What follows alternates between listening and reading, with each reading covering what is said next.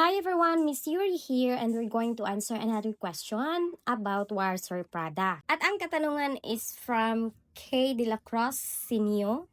At ang katanungan niya is, Ma'am Yuri, tanong ko lang po ano ang pagkakaiba ng Wires at Reband? Salamat po.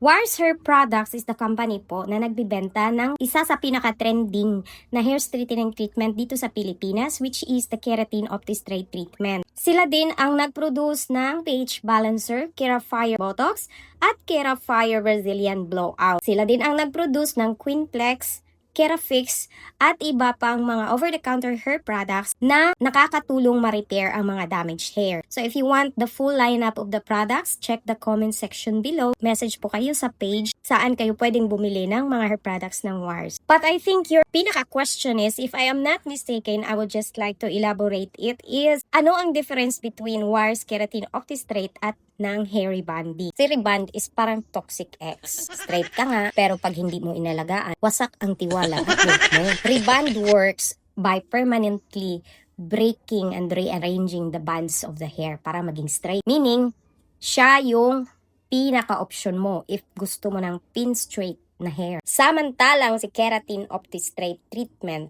parang mature relationship yan. Straight ka na, healthy pa. Wires Keratin Opti-Straight Treatment is a keratin-based straight treatment that focuses on smoothening, softening, and strengthening of the hair habang ini-straight niya.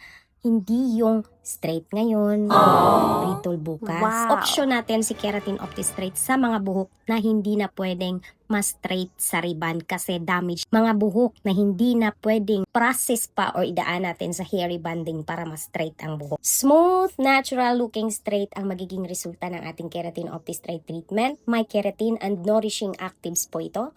May amino acids and may bioengineered crosslinkers ito na siyang nagpapa-permanent straight ng ating hair.